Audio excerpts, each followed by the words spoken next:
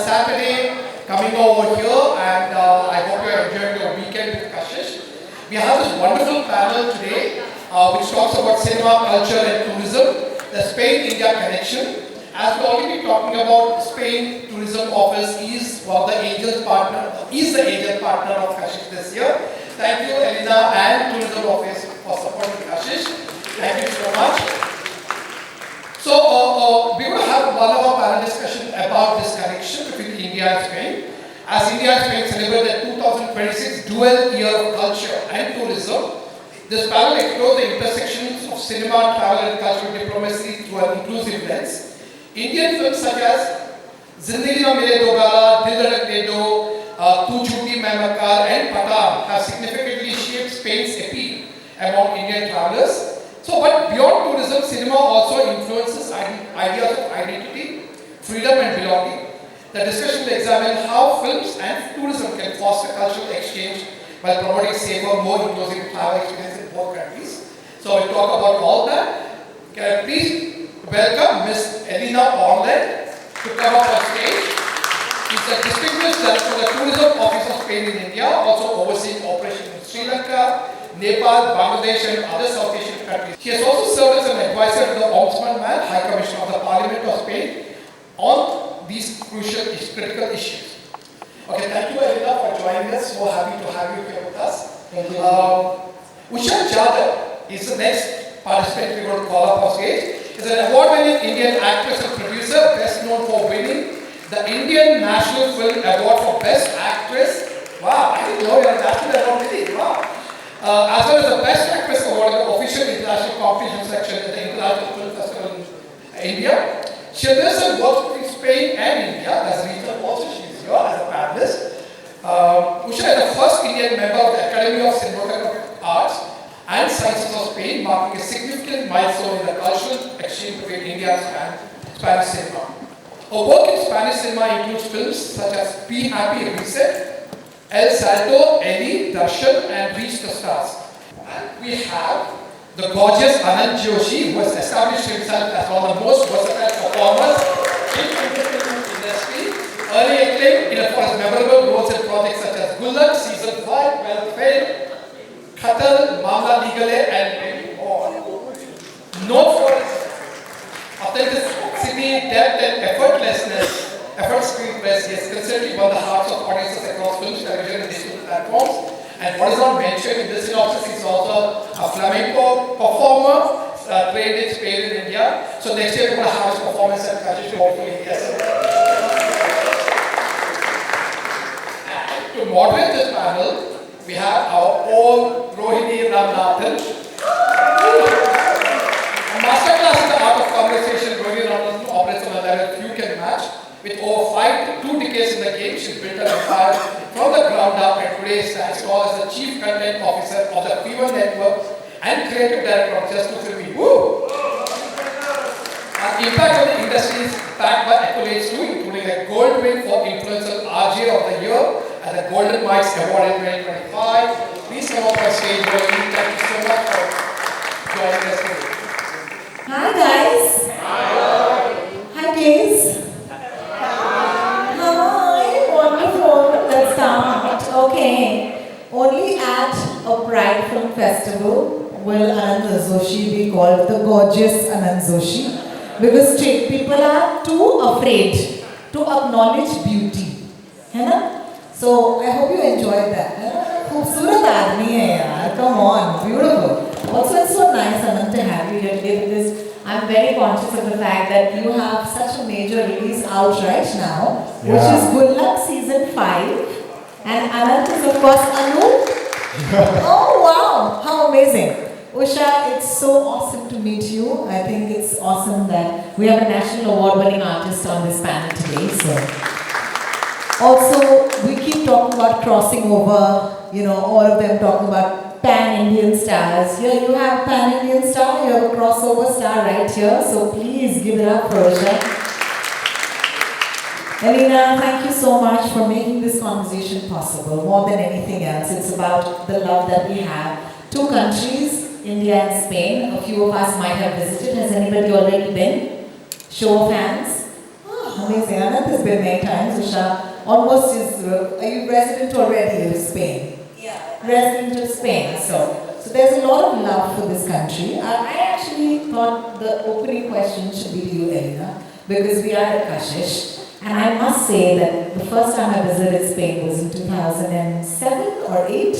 And what hit me or struck me was that it was one of the most friendly LGBTQIA plus countries in the world. I remember seeing my first ever Pride parade on the streets of Madrid. I felt a sense of beauty and freedom and so much love. And I want to ask you, as a country, what makes Spain such a global benchmark for LGBTQIA plus inclusivity and equality? Let's start with that. Yes, thank you. To my mind, it's a combination of legal reforms, big changes in society, and also public commitment with the cause. These days we've been speaking on how Spain has been the first country in the world to legalize same-sex marriage. But maybe it's a lesser known fact that also LGBTQ people can adopt children under the same conditions as any other person or family. We have also achieved greater objectives relating to transgender people. Now the procedures to legalize your gender condition is much easier than before. So these legal achievements for sure has placed Spain in a very high position in the fight for human rights.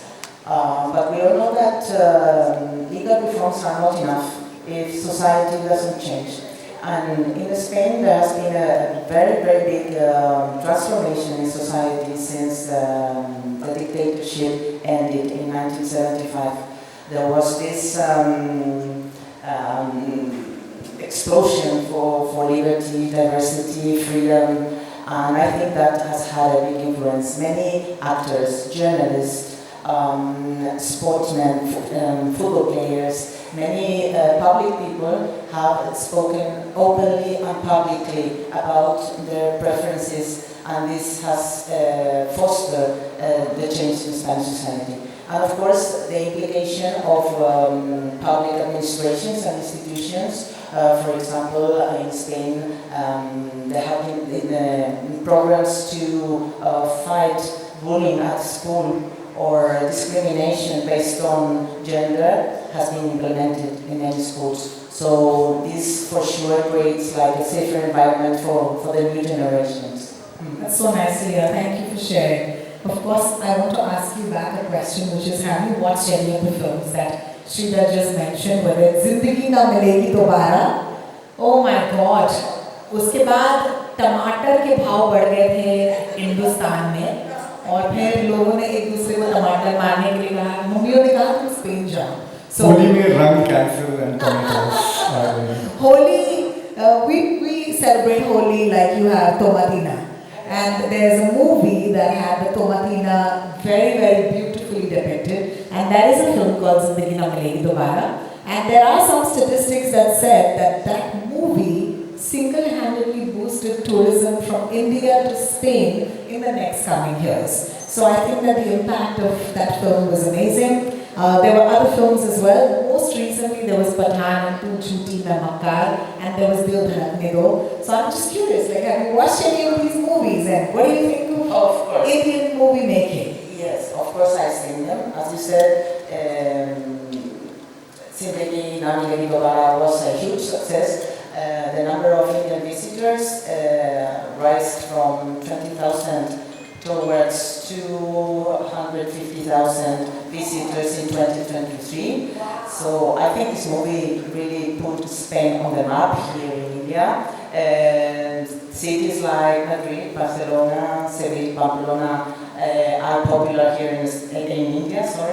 And festivities like running of the balls, fire, and of course, La Tomatina is really popular. Everywhere I go here, and people ask me, yeah, they know about it. And I think that Indians are still participating very emotion and very passionate. in this festival in Spain. So yes, for sure, cinema has great power to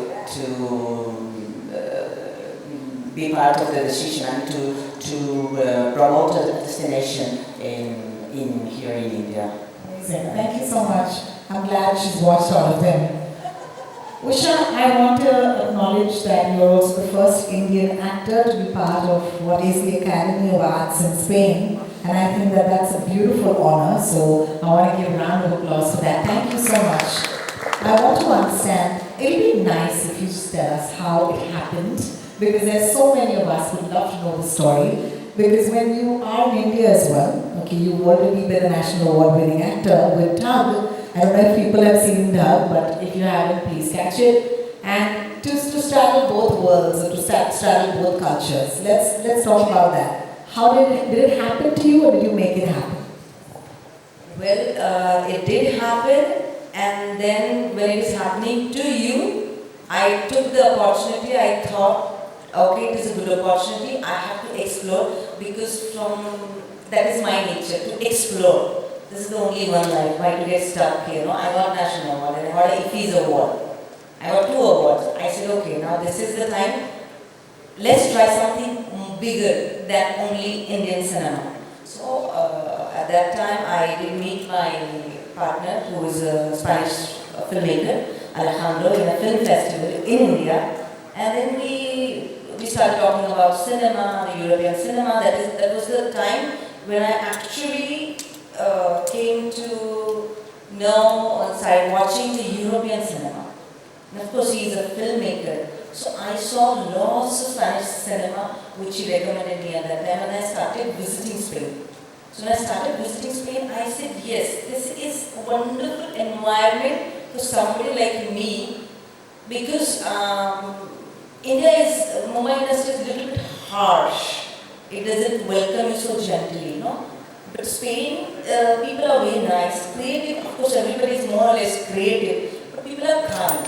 The industry is kind. Nobody is so harsh. So I said, this is nice environment for me to grow, and let's try. Let's give it a try. Why not? What I got to lose? So I started learning the language. First thing, because that was really necessary for me as a person, as an actor, to learn the language. Unless and until you don't know the language, you don't understand how they express their emotions. Because every language has a different way of expression. Yeah, you don't go, you are unable to communicate with the local people. I go to supermarket, but I need to talk to them in their own language. So what was important first? Was to learn the language. When you learn the language, you go, okay, your partner is into cinema industry, so of course we know all the producer, directors, storytelling, and you went to all the story labs, residencies, because as a producer, as a writer. So the world was like, oh my God, it was just a huge opening door for me, Spain.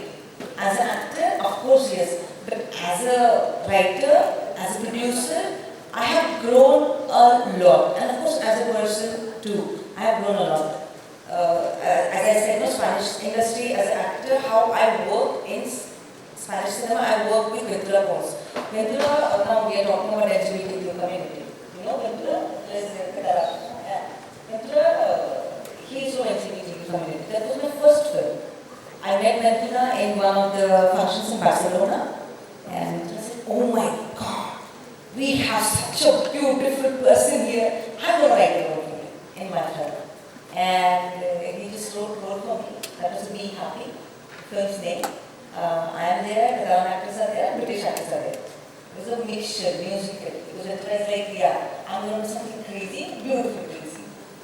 So that's how my cinema journey started in Spain, with, of course, LGBT community director only. So I'm here, I'm very happy to participate here. That's how I started and how I became the member, because I've been working in cinema, I know people, and of course they have huge respect for somebody who comes from abroad and who knows the language. They are super surprised when I talk. They think that maybe I was born in Spain. But no, it's been 5 years I have been living in Spain. But they have this thing in their head that, oh my god, maybe you live here. No, you don't want to live? No? Okay. So it's a good experience. I forgot what you asked actually. Don't worry, we'll come back with more questions in just a little bit. But that was a great origin story. I think it's always lovely to understand because I think not everybody would grab the opportunity. The opportunities might even exist, but if you don't grab it, that depends on you, right? Yeah, what do you got to lose? This is the only one life. Yes, it's only one life. YOLO, as they say. Yeah. Wherever you go, what are you going to do? Where creative people will work. Absolutely. Thank you for that. Anand, a lot of us know you with the wonderful work that you do when we watch you on, either in the cinema or on OTT or any of the shows that you do, or in the theatre. But I think one of the most beautiful things about you that I discovered is your love for flamenco dancing. I want another story here. Are you guys ready to hear Anand's journey? I think you must tell us. What made you want to dance the flamenco? Yeah, I think the love for the drama, no? Because flamenco is so dramatic. so I love the drama, and flamenco is so passionate. It's kind of it's a very musical language. It's not only a dance form. So even as a dancer on stage, you are jamming with the musicians, creating percussion through foot, body. So it's not just about looking gorgeous and being on stage. It's about it's very real. Like it's not an act. You have to be really real, be present, and jam with the musicians. So I think that's what impressed me the most about flamenco. And I think the very basic thing जो हम सभी लोगों को I think कहानियाँ सुनाने का बड़ा शौक होता है ना. We love that. We're all born storytellers as kids. हम लोग कहानियाँ बना देते हैं, बहाने बना देते हैं. Flamenco is basically storytelling. They're just telling very regular stories from their lives, their struggles and their happiness, their travels, and etc. etc. So I really like that storytelling aspect around the fire. चार लोग बैठते हैं. And then they start kind of storytelling. Yeah, exactly. And it's such a universal language. So you don't need fancy instruments and equipments to make the setup. It's right there. So I think that's a uniqueness of flamenco that I got so attracted to. And then of course the skill set that requires. So I saw a flamenco dancer performing in Kerala actually, Tina. So I saw her dancing and I was completely smitten by her. I had a train back from Kerala to Delhi, और जो 22 घंटे या कुछ की train थी. I was completely obsessed with Paco de Lucia and then Bettina dancing on it. So yeah, I think that's how flamenco happened. And then I looked for institutes in India. Unfortunately, we didn't have any academies or institutes to teach you flamenco, so the only way possible was to go to Sevilla and learn it. So I keep going back for little top-ups and I keep coming back because here is where I get my money from. so yeah, but I keep investing back. But there's something about flamenco that I feel, again, rejuvenated. It's a very different language, so it's a very different energy. There's a very interesting person I met because Sevilla, it's like a melting pot for so many cultures now. Because all across the world people are coming to learn flamenco, be it Japan. Do you know, statistically, Japan has more flamenco academies than Sevilla. That's true. Than Tokyo. There are more flamenco academies in Japan than in Spain. Exactly. Yes, I was so shocked. And then you see all of them, so it's such a melting pot. And then there's this woman from Canada. She came and I said, why do you do flamenco? For everybody's like so curious to know their journeys. And she said, I am a very high-end corporate real estate person. So I said, okay, why flamenco then? She said, this helps me in my meetings because when I go, I channelize my inner flamenca, I enter, I sit, open the abanico, and then they go with that full-blown attitude, and then, that gives them energy. Like what drag gives us. That energy, it gives you that strength. So flamenco is that. It gives you a lot of very unsaid power.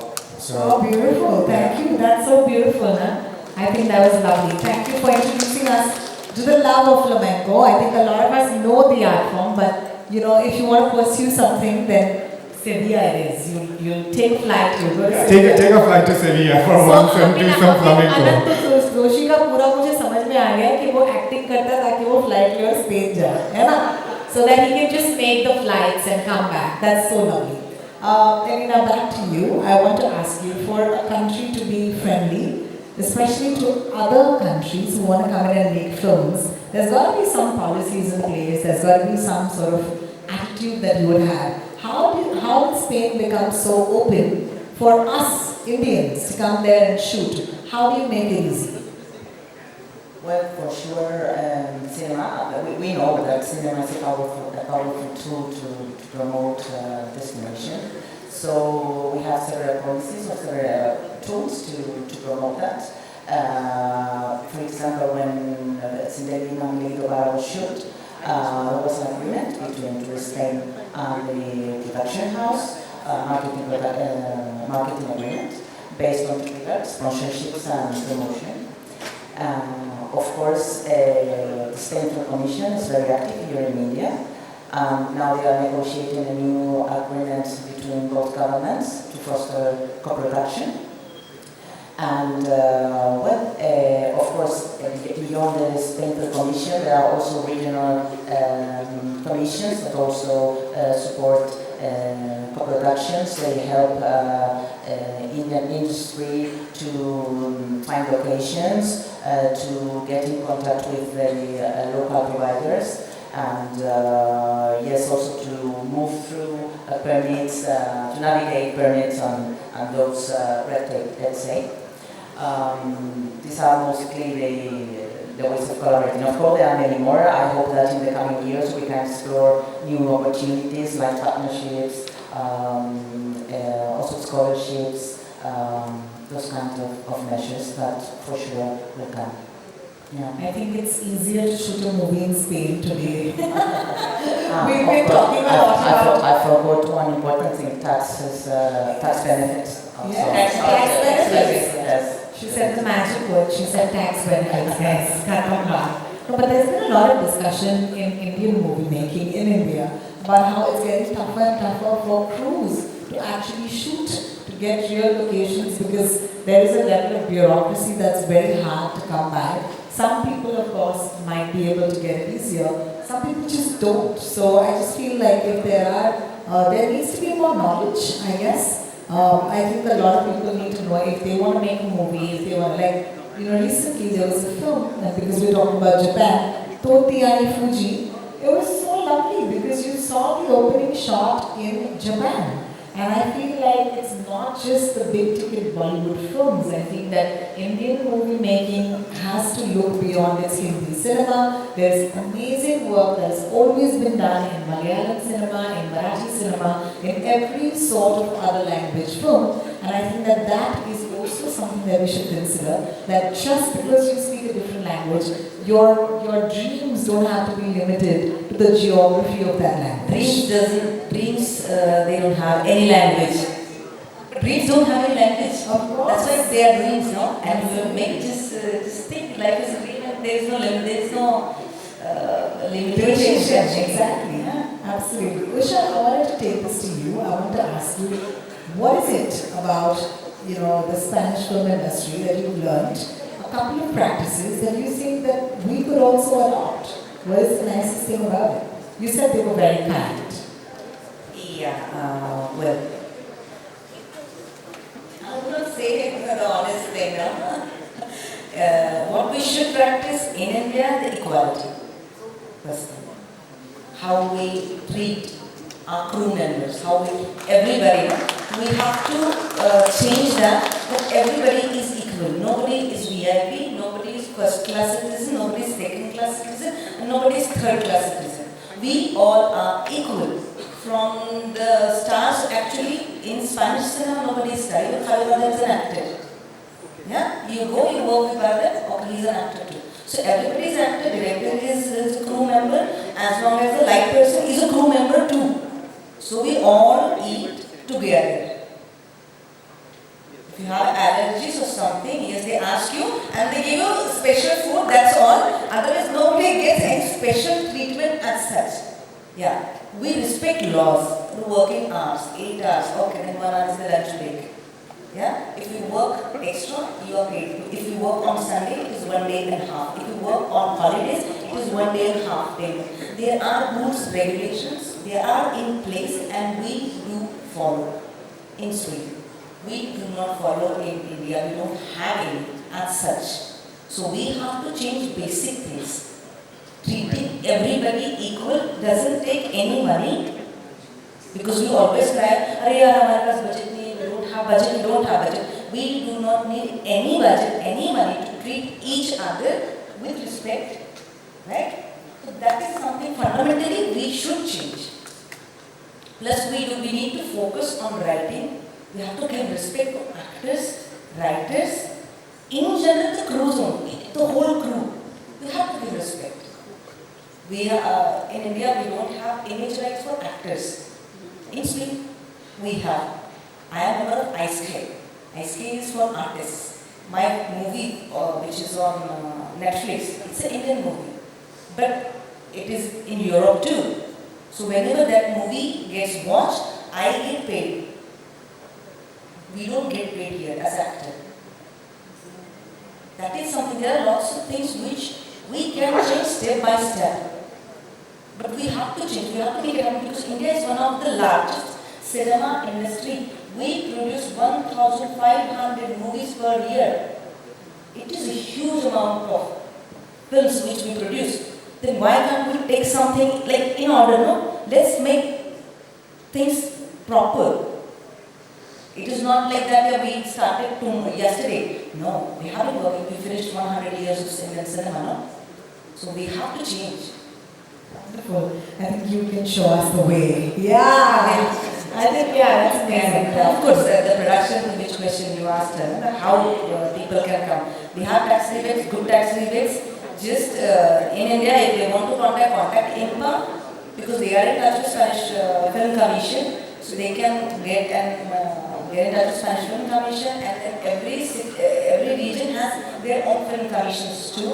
So they can get in touch, and they're very helpful people. All film commission, they are very helpful, and they will help whoever wants to come and shoot in Spain. Every region has different tax rebates. Navarra has 50%, País Vasco has 60%, and Canarias has 50%. These are the maximum. Rest everything is 32, 35 or 40. But get in touch with INPA and then they can put That's very useful. I think anybody listening, I think if you ever wanted to make this happen, then Usha is your person also. Thank you for that. Yeah, I'm one producer too. I can She's a think, producer yeah, as well. Yeah. We're going to come back to that question about the producing bit in just a little bit. I'm going to take this to Anand in the meantime. Anand, I think as actors or artists, it's so important for us to understand or spend time with different cultures. I think that's the only way we can grow. I think spiritually, artistically. So I want to ask you, what does a visit to Spain do for the artist in you? I think it brings you back. You know, there is a certain sense of entitlement that you create for yourself and people around you as well.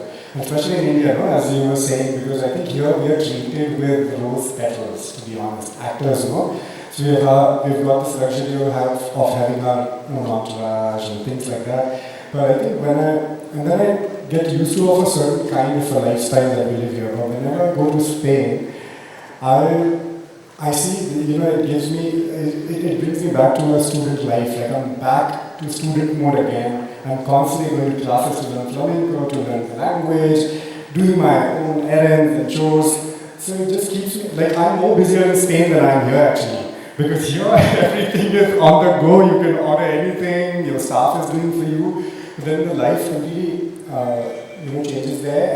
And also again, I think people, it doesn't matter where you come from, wealth or not wealth. But I think, there's a different outlook to who you are and what you bring on the table versus here. I think here it matters a lot where you come from and, you know. How you came. Yeah. True. If you came in rickshaw, okay, then less respect. If you came in some moderate car, exactly. a little bit more Yeah. I mean, there's this person who told me, don't buy a regular car, but when I was buying a car, she said to buy Audi or Merc, because when you go, you'll be able to ask for higher price money. So this is how we work, perception. But I think, again, learning anything would always bring you back to, zero. Like, the sense of understanding was the sense of that feeling that you know nothing, there's so much more to learn, is very humbling. So I love that feeling, and that's why I keep going back again and again, because I love that feeling that, for several months I created a sense of, an entitlement that as if I know something, people regard you in a certain way, they hold you accountable for certain skill sets and blah, blah, blah, blah. But when I go there, I realize, there's so much to learn, and everybody is in that process of learning. So that's very humbling. So I think, whenever I go back to Spain, to Sevilla, to my classes, again, struggling with the language, that is such a humbling feeling. And then, but I really like showing that whatever little language skill set that I have so far. But it's a sign of respect. But for an artist especially, interacting with different cultures and also understanding that once that thin veneer of culture is out, we are also very similar everywhere. Everywhere we have our own insecurities.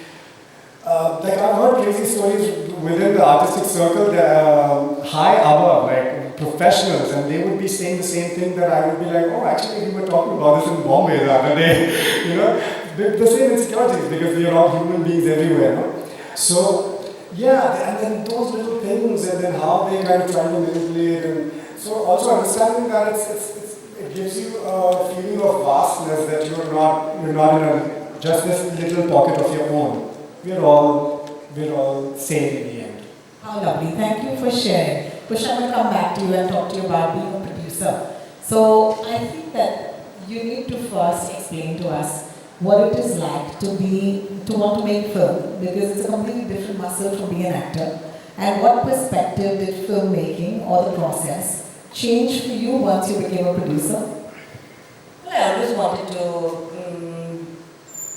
be part of the cinema, like behind the screen, not only as an actor. Spain, how we produce cinema in Spain and how we produce cinema in India, they are two different, because India we produce normally with private fundings. Everything is pure financial, okay, you get an actor, then you get the finance, and then you make the movie. In Spain we go for public funds first. We have a Spanish cinema, Spanish government grant, and every region has their own grants. So we go through that channel, and that is a very normal process in Spain. So we do that. So I had to learn that, because when I went, I was like, oh my God, this is totally different from what we do actually in India. Of course, there is a percentage of, because not 100% is you can make movie on the government funds. There is 70%, okay, then 30%, but 30% there are other ways also to get the funds. That is not a big amount, and there are televisions. If you go to Spanish public TV, if you get the money, okay, even if you have the contract, you go to bank, give some guarantors, and you can take that money. Just we calculate the interest. So we get that money to finish the film. So there is a deep process, but it's a very different process, and I love that process, because there is no, nobody asks you where is the recovery. Recovery is the word I'm scared in India. She has recovered from recovery, which is good. What is my recovery? Where is my recovery? And we put more emphasis on the story development. There are the creativity. Creativity. First is if you have idea, okay, you go to the labs, you submit your project to labs. Like I myself went first. My first lab was Tovino Film Lab. Okay, Tovino Film Lab. I went with my project made in 1999 as a producer to Tovino Film Lab extended. Then we went to lots of residencies. So like that, we got the financiation has started now, this year. It takes time. You develop the project, you first focus on the story. From the project, it becomes a script. And from the script, then it goes, then we have to get the co-producers on board, because not like how here we get one producer. In Spain, we don't produce, one producer normally doesn't exist nowadays. It's like multiple producers. If I am from Saragossa, if I am from Aragón, I have one from Madrid, if it is based on Madrid, or if it is based in Catalonia, we have one producer from Catalonia. So we divide, okay, how many percentage that person, from where we are asking that money, from where I am getting the money, from where you are getting the money. 3, no ego. Okay, there is no ego, because everybody has to work, and it's a 5 years journey, minimum. So we choose people that with whom we can work, and more or less people are normal. At least right now we have made in 1999, it is a co-production of Peru, plus we have one producer from Madrid and one is coming out from both from Catalonia. Another is a co-production with Canary Islands. Then one producer is from there, one is Madrileña, and one is us. So 3, we come together, we divide, we talk over the time. Okay, we have groups, we make the video calls, we talk. So it just opens a different perspective, no? Of course, it's a creativity, how you develop the story, how much attention you put on everything. It's a beautiful process of production. And this process allows you to go beyond mainstream. You can tell your own story. Of course, cinema is an industry, that's for sure. But if you focus on your own benefit, maybe the creativity part, it's a little bit damaged. It is damaged, always. When you focus on the recovery, where am I going to get money and things, people work in less amount, people don't think about it's a beautiful thing being the producer, because of course as an executive producer we get some salary, basic salary. If we have 3 producers, 3 executive producers get salary, and we are happy in that because we focus on the main story. If here it is not common, autobiographies, no, but in Spain it is common. One of my co-producer, Clara Santaola, she is directing right now. That's her own autobiography. She's directing. But here you will, it's her own story. Here you will say, if you want to tell a story, you produce, no, you give money. Why would I put money in your film? You want to tell your story.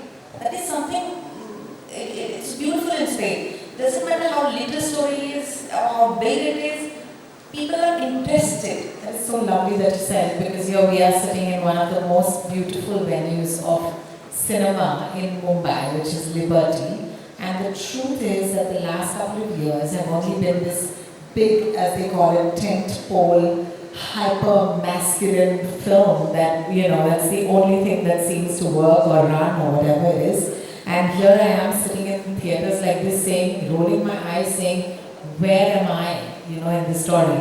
And I miss the films that we used to watch and grow up on. And like watching an Almodovar film when you're young can change your complete life. Talking about a woman who is going to die and she checks into a home and takes her friend with her. I mean, who would have thought of that story, right? And I just feel like the stories or movies have always done better for us as society when they're about us, as simple as that. Yeah, because stories, where do they come from? They come from us.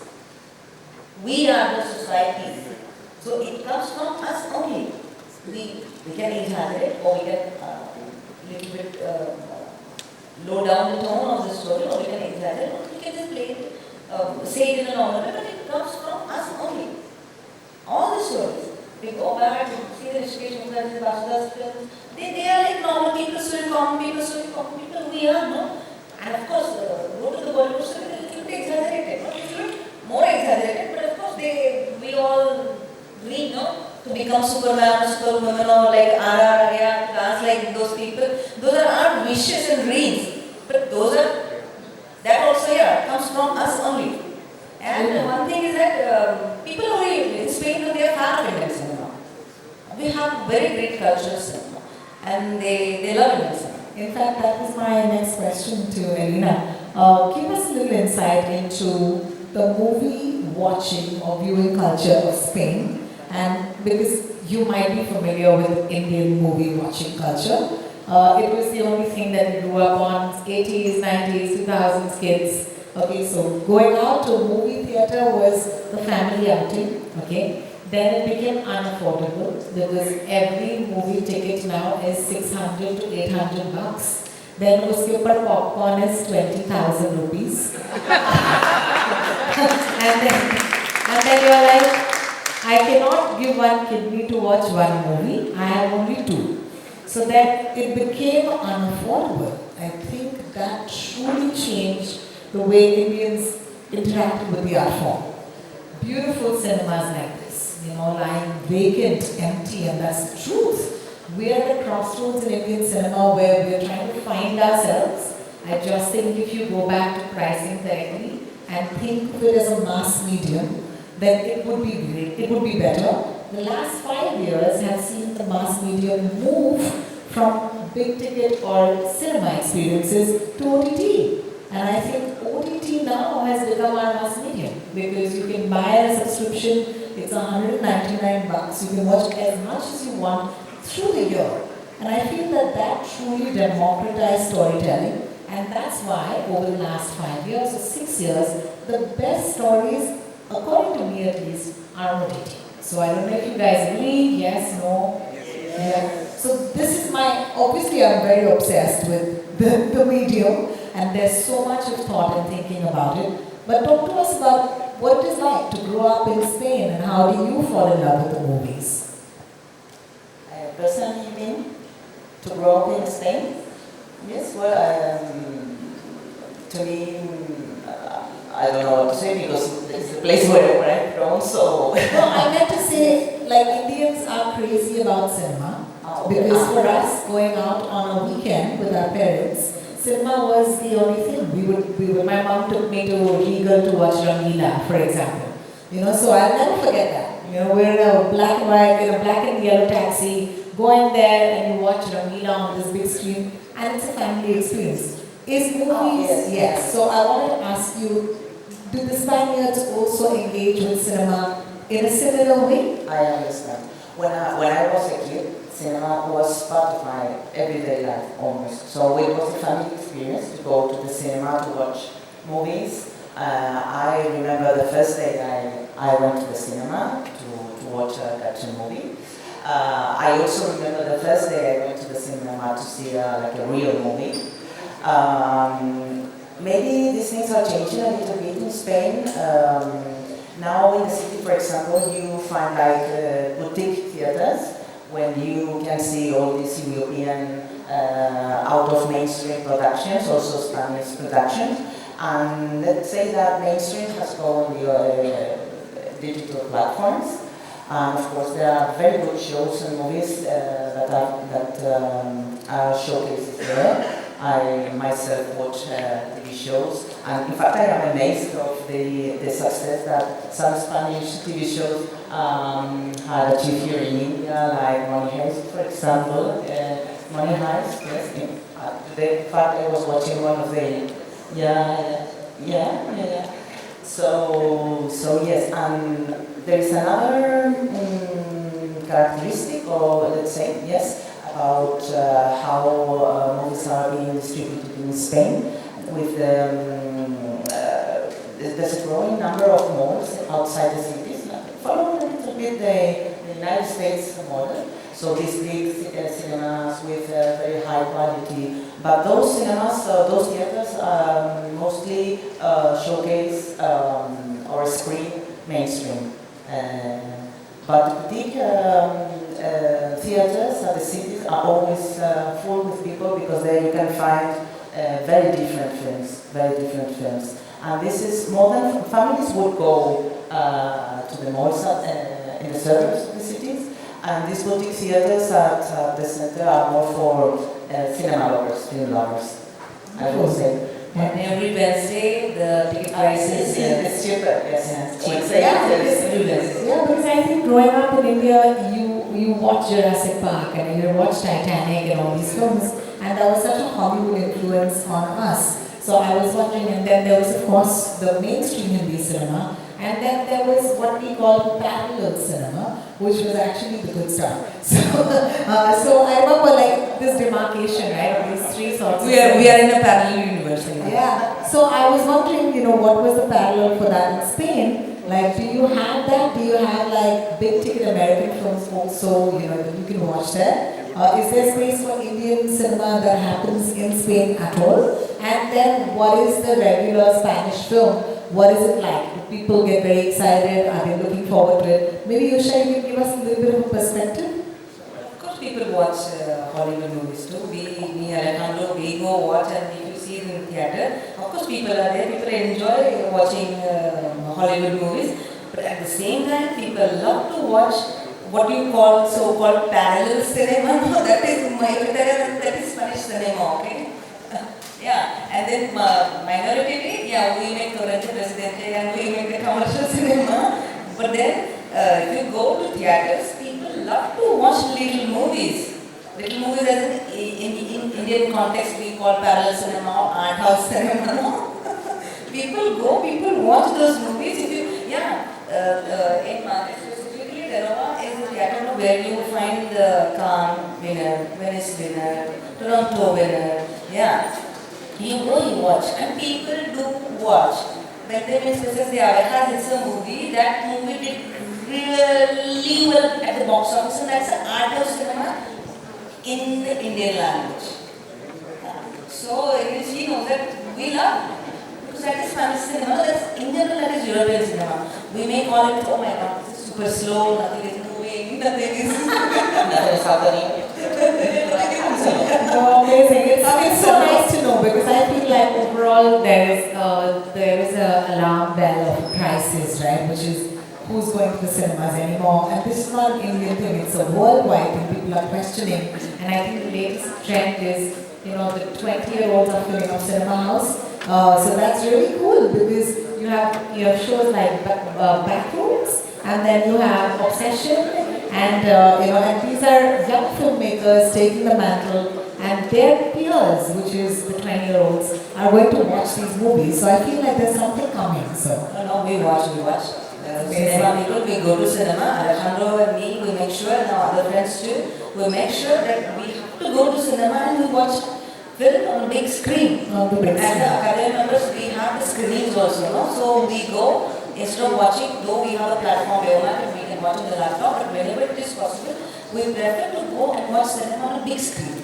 It's so lovely, because it's so rare to actually talk cross cultures about the one big love, which is the movies. I want to thank each of them for being today on the panel, but I just want to say thank you for taking your time and for giving us your thoughts. It meant a lot. And over to the wonderful audience right now, because I think we have to make time for you and your questions. If you have any, you know what to do. You can raise your hand, a volunteer will come to you with the mic, and you can ask a question to anybody. There's a question right there. There.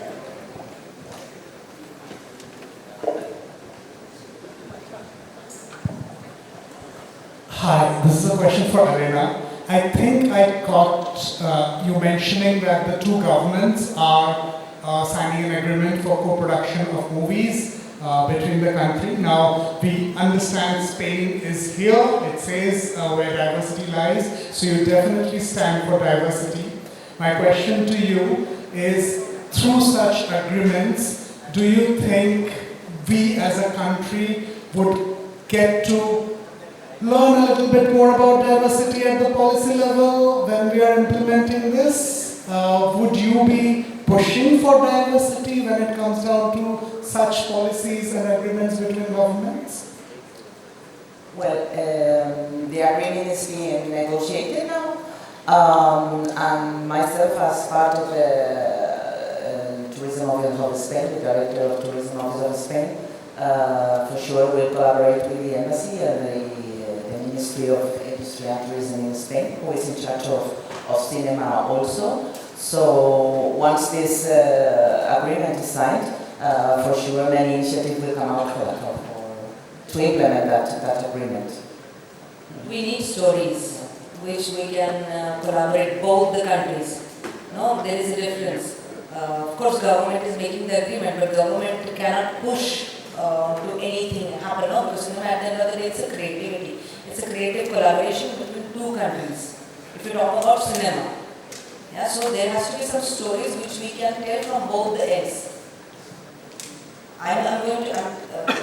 No, I was going to say that creativity is part of Indian culture and also Spanish culture. Both are very creative people. So, I mean, if there's like a public support for that, films will come up. I'm going to say the same. I think there is a nice story which we, both the countries, we can collaborate together, and because people are looking forward actually.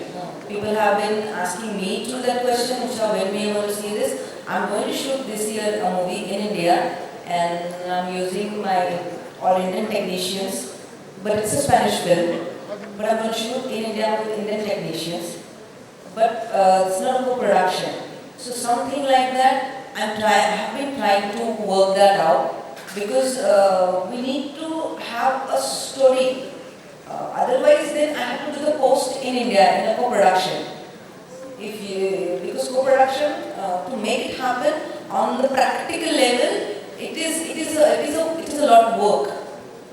Both people needs to understand the agreement. Actually, I have read the agreement. How many percentage India can put and how many percentage Spain can put, and then which departments I need to hire from India, and if I have to do the post. So it is something which I have been working on. That's why I read the agreement, because I want to do fiction co-production with India, and I have the story to in my mind, but it is in the development phase.